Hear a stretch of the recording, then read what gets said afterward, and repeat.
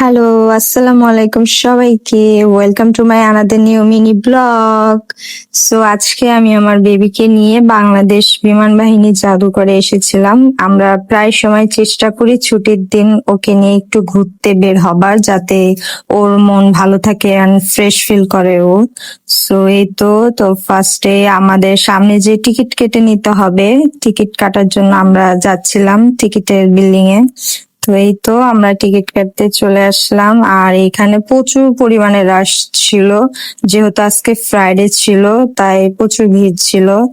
আর এই তো আমার হাজবেন্ডকে টিকিট কাটার জন্য পাঠিয়ে দিলাম, সে টিকিটের লাইনে চলে গেছে আর আমি এদিকে একটু হেলিকপ্টারটা দেখতেছিলাম।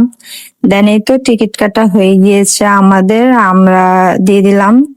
এরপরেই তো আমরা ভিতরে যাচ্ছি, আর ওই তো আমার হাজবেন্ড ও বেবিকে নিয়ে আসতেছে।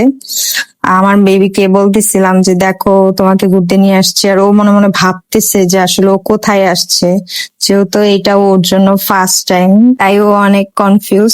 তো এরপর ভিতর থেকে তারা আমাদেরকে এই পেপার গুলো দিয়েছিল, কাগজ, আমি জানি না আসলে এগুলো কি, আমি বাসায় যেয়ে পরে রেখে দিয়েছিলাম। দেন এই তো আমরা ভিতরে চলে আসলাম, দেখেন কতটা সুন্দর একটা ভিউ। সেদিন যদি ফ্রাইডে ছিল, আর ফ্রাইডেতে আমরা হলো দুপুর 2টার আগে গিয়েছিলাম, তারা বলছিল 2টার পরে খুলবে, তো আমরা এরপরে 2টা বাজার সাথে সাথে আমরা ঢুকে যাই। আর ওই সময় মানুষ খুবই কম ছিল, সবেমাত্র সবাই ঢুকতেছিল, যার কারণে খুবই খোলামেলা পরিবেশ ছিল, মানুষ কম থাকে, আমার বেশ ভালো লাগছে। আর এই যে এখানে আমি আমার কিছু ভিডিও ক্লিপ নিয়ে নিলাম, ছবি টবি পরে তুলেছিলাম। দেন এই তো আমার মাথার উপরে একটা বিশাল বড় প্লেনের পাখা, আমি সেটাও দেখতেছিলাম। পরে একটু হাঁটাহাঁটি করে সামনে যেতে একটা বিশাল বড় হেলিকপ্টার, যেহেতু এটা বিমান বাহিনীর জাদুঘর, সো এরকম অনেকগুলো হেলিকপ্টারই এখানে রয়েছে। আর আপনারাও আই থিঙ্ক জানেন, অনেকেই ছোটবেলা থেকে বড় হওয়া পর্যন্ত এখানে একবার না একবার হলেও ঘুরতে এসেছিলেন, মাস্ট বি। আমিও আমার ছোটবেলায় এখানে আসছিলাম মা বাবার সাথে, এখন আমার বেবিকে নিয়ে আসছি। আর এই তো আমার হাজবেন্ড আমার বেবিকে সবকিছু ঘুরে ঘুরে দেখাচ্ছিল। আর এই তো এই পাশে আমাদের মেট্রো রেলের যে স্টেশন আগারগাঁও, এটা আমি এটা দেখতেছিলাম। দেন আমি একটু হাঁটতে হাঁটতে সামনে কিড জোনে চলে আসছিলাম। এইখানে না প্রচুর রাইড ছিল, কিন্তু দুঃখের বিষয় হলো যে দুপুর 2টা বাজে হয়ে আমি 2টার পরে ঢুকছিলাম, 2টার সময়, কিন্তু ওই যে রাইডের যে লোকরা তারা এখনো আসেনি, যার কারণে আমরা একটা রাইডেও চড়তে পারিনি। And আমার খুব মন চাচ্ছিল যে রাইডে উঠবো, কিন্তু রাইডের লোকরা না থাকায় আর রাইডে উঠা হয়নি আমাদের। দেন এই তো আর কিছুক্ষণ সামনে যাওয়ার পর আমার বেবিকে ওর বাবা হাঁটতে বললো, কিন্তু ও না মোটেও হাঁটবে না, ও খালি কোলে উঠবে, মানে ও হাঁটতে ইচ্ছুক না, ও হলো কোলে কোলে করে ঘুরবে আর দেখবে। দেন তবু ওর বাবা ওকে হাঁটাচ্ছিল, বলতেছিল তুমি হাঁটো একটু।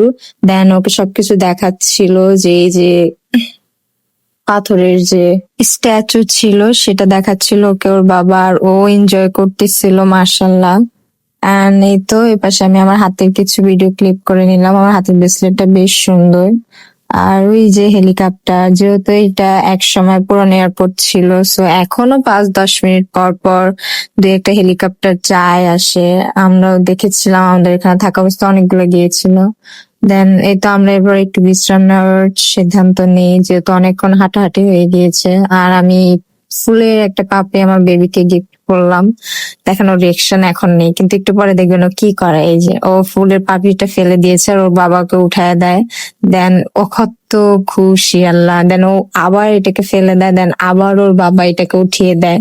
ও এরকম দুষ্টামি করতেই থাকে। এই তো একটু পর এই একটা রাইড দেখলাম ওরা ওপেন করেছে, যেহেতু অনেক সময় হয়ে গিয়েছিল, কিন্তু আমরা উঠিনি, কারণ আমরা এখন বের হয়ে চলে যাব। অলরেডি সন্ধ্যা হয়ে আসতেছে, আর আমরা বেশ অনেকক্ষণ হয়ে গিয়েছে এখানে আসছি, অনেক হাঁটাহাঁটি করছি, পা ব্যথা করতেছে।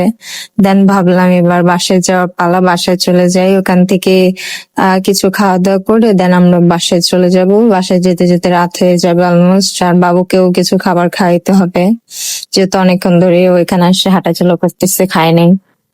দেন এই তো আজকের ভিডিও এখানেই, দেখা হবে নেক্সট ভিডিওতে। অবশ্যই আমার পেজের সাথে থাকবেন, আমার সাথে থাকবেন। আল্লাহ হাফেজ সবাইকে।